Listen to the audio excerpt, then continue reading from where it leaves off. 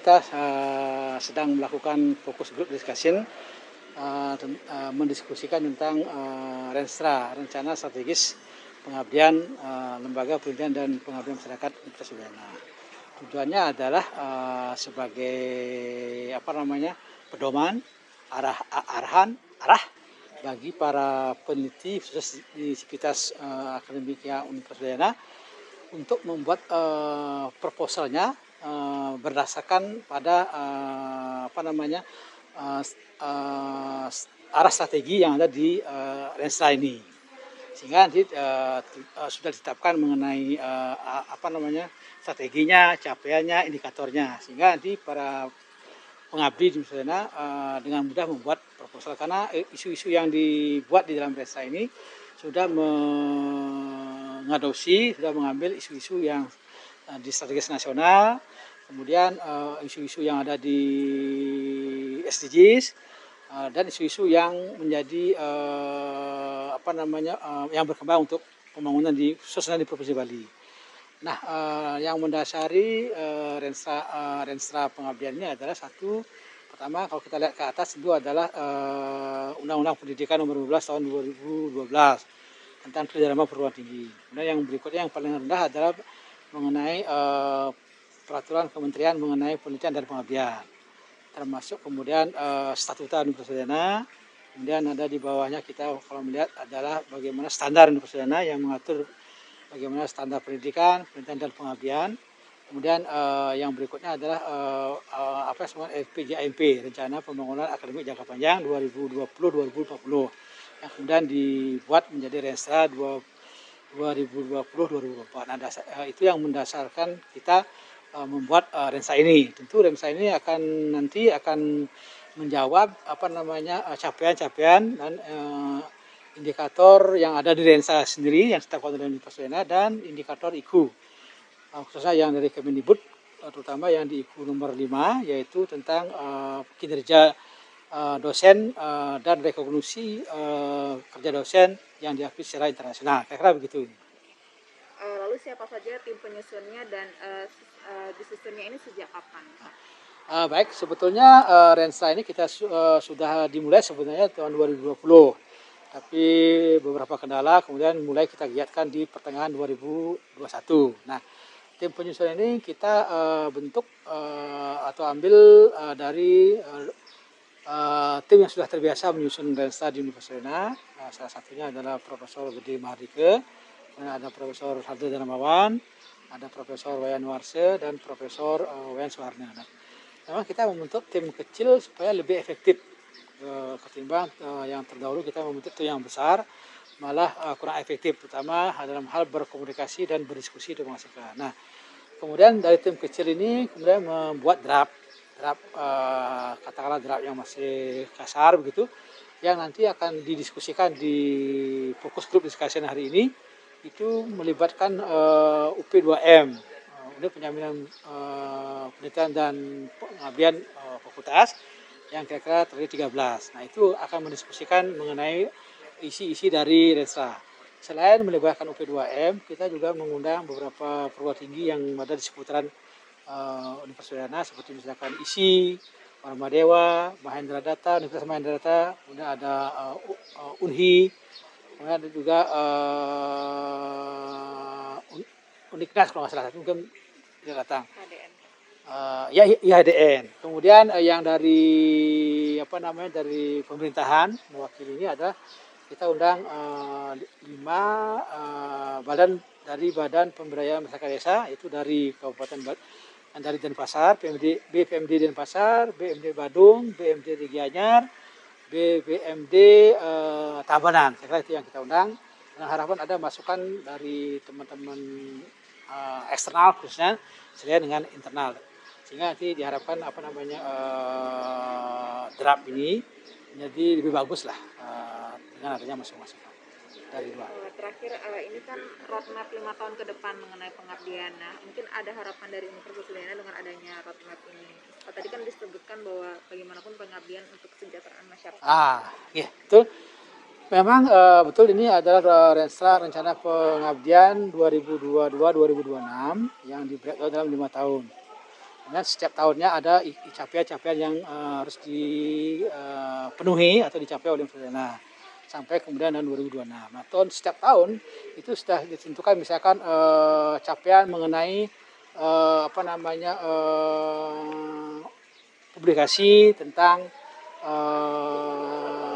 pengabdian, baik di Sinta 1, 2, 3 dan seterusnya, atau di pengabdian Buletin Budaya Mengabdi yang kita fasilitasi. Kemudian ada indikator mengenai berapa hasil-hasil penelitian yang bisa dihilirisasi melalui pengabdian.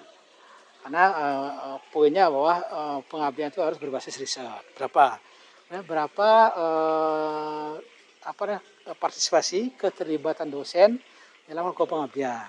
Kemudian kemudian kerjasama baik dalam negeri maupun luar negeri yang berhasil dilaksanakan melalui pengabdian.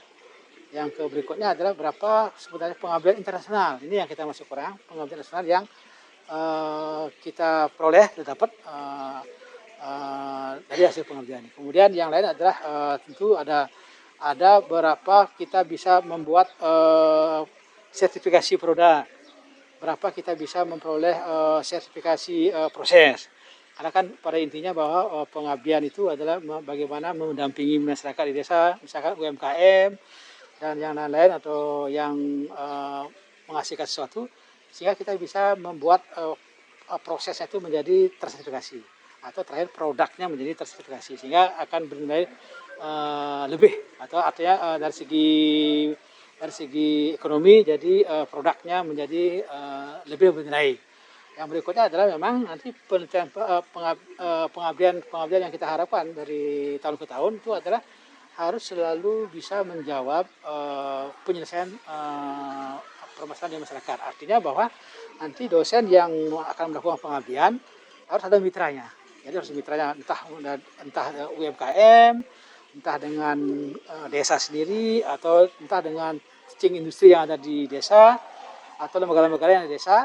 Nah, misalnya petani atau kelompok segala macam itu harus bermitra dengan harapan bahwa nanti pengabdi membuat proposalnya berdasarkan dari permasalahan yang ada di masyarakat. Nanti akan lakukan pendampingan, kemudian entah edukasi, kunjungan dan seterusnya, sehingga nanti benar-benar bahwa setelah selesai pengabdian permasalahan yang ada di masyarakat itu bisa terselesaikan. Tidak, walaupun tidak 100% di tahun-tahun pertama, paling tidak sudah dirasakan manfaatnya 60%. Karena kalaupun pengabdian tidak menjawab atau menyelesaikan permasalahan masyarakat kan saya kira sia-sia saja apa yang dilakukan. Karena pengabdian maupun penelitian tidak boleh istilahnya selfie, sesuai dengan kebutuhan keinginan masing-masing sendiri-sendiri oleh pengabdi, tapi memang benar-benar berasal dari bawah, sehingga nanti hasilnya benar-benar bisa dinikmati oleh masyarakat. Saya kira begitu.